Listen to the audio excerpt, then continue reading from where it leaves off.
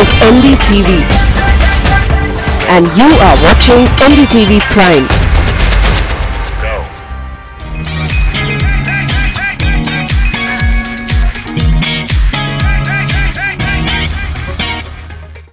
Welcome to CNB Bazaar Buzz. I am Siddharth Vinayak Patankar.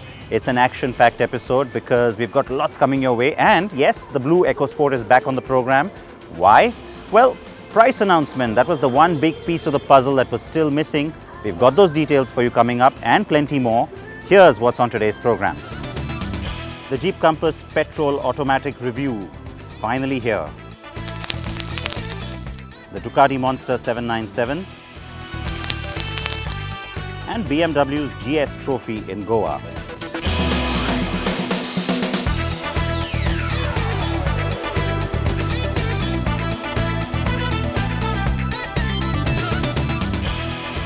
It's a nice different setting for a car launch, not in a five-star hotel, which is always welcome under natural light at that. And yes, the prices of the new EcoSport, guess what? Big news. They remain unchanged, despite the fact that you have so much more that's been added onto the new updated facelifted version of this car. So react to that for sure. The prices are on your screens. And now let's move on to the Jeep Compass Petrol, the other SUV that's been making lots of noise because of its good prices. Well, the Petrol is a car that was going to be delivered later. Most of us hadn't got our hands on it, and we certainly have enjoyed our time spent with the Petrol, and what's more, the automatic as well. Here's my review.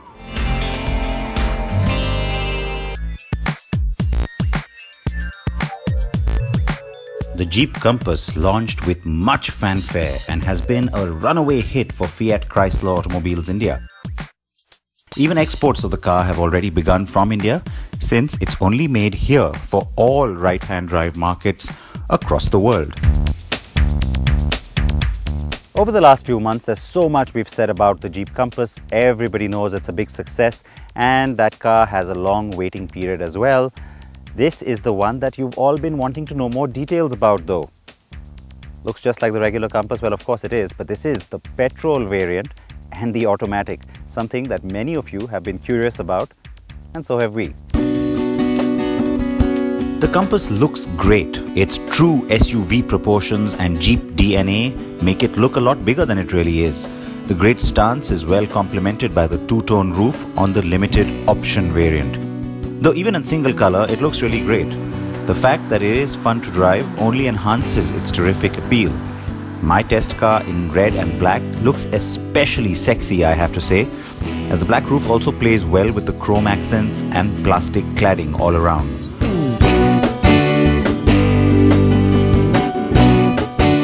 The car had launched in multiple variants, but it was announced at the very start that the Petrol Compass would be delivered only later in the year.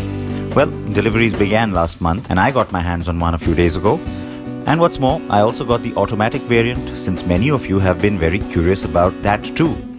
Jeep only offers the automatic on the 1.4 multi-air turbo petrol, and it comes in 3 variants that are all front-wheel drive only, as just the diesel gets the all-wheel drive. The base Sport Petrol comes with manual transmission, and the top spec limited and limited option only with the automatic. And of course, it's the last one that I have with me.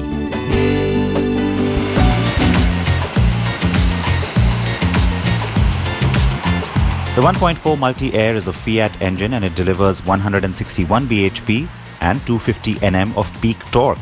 The base, like I said, has that 6-speed manual, and the top end with me, the 7-speed dual-clutch automatic gearbox. Now, the engine choice did surprise many when it was first revealed, didn't it? So the big curiosity has been around whether or not this 1.4-litre engine will be enough for this car. Is the car too big, the engine too small? Will it match up to the performance levels of the larger diesel? Well, you know what? People have been randomly saying that it's underpowered without even driving the car. I have driven it, and I can tell you, it isn't. It's a lot of fun. Having said that, I must add that even though the engine is surprisingly punchy, it is a bit of a slow starter, as there is a hint of lag under 2000 RPM. But things get effortless thereafter. The 7-speed DDCT also does the job really well. It's well mated to this engine. Gear changes are fairly imperceptible, and you'll find that it's really smooth. both when you're trying to push it a little bit on the highway, gets up to higher speeds, also nice and smooth, but more so in city traffic as well. While it's very smooth through the changes, it gets a bit slow in response in heavy bumper-to-bumper traffic at times. It certainly has the smoothness to go with the Compass's premium appeal though, as well as its excellent ride quality. Yes, like its diesel counterpart, the petrol too has the ability to swallow up mostly anything that comes its way and can take on potholes or bad roads with ease. The steering feels a tad heavier, but the 17-inch wheels glide over mostly all rough surfaces with no complaints.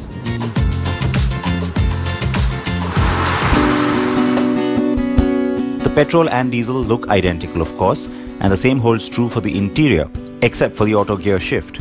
We have already run you through the features in our previous in-depth review on the diesel Compass.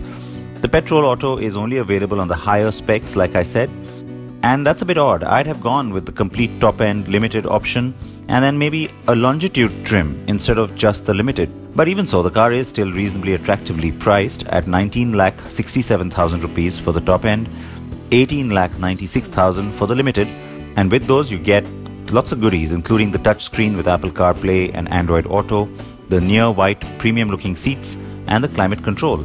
The base Sport Petrol is the entry variant of the Compass lineup in India at 15,16,000 rupees. All prices are ex-showroom Delhi.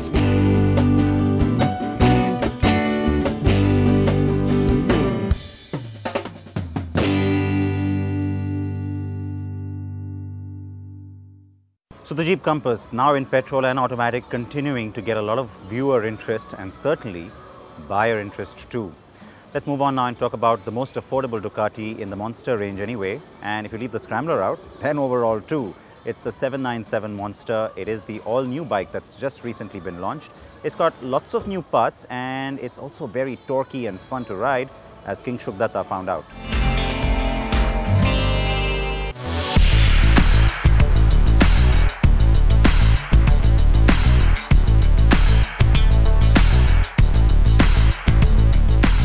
The Ducati Monster 797 is the company's only bike which targets first-time performance motorcycle buyers, apart from the Scrambler range.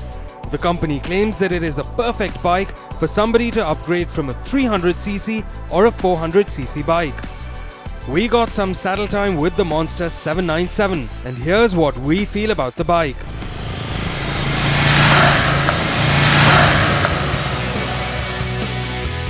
One look at the Monster 797 and you can make out that the bike has loads of attitude. The design and styling is similar to that of the other Monsters. Big tank, brawny looks and the exposed trellis frame give it a monster of a road presence. Therefore, the lust factor of the bike gets a solid thumbs up from us. The Monster is Ducati's entry-level performance bike and therefore Ducati has skimmed on a few fancy features such as ride-by-wire, riding modes and traction control. But what you do get is ABS and an LCD instrumentation console. The LCD display misses out on a fuel gauge and a gear position indicator, some things that should have been a must. Even though the Monster 797 is Ducati's most affordable bike, it doesn't skim on the bare essentials. It has Kayaba 41mm USD forks up front, a Sachs monoshock at the rear. It's shot with sticky Pirelli Diablo Rosso tires and has Brembo discs all around. Additionally, you also get an LED positioning lamp on the headlamp and an LED tail lamp. Our test bike came fitted with LED indicators, a rear seat cowl and a fly screen on the headlamp, instantly making the bike look even sportier, all of which were optional. So for an entry-level bike, it is not all show and no go.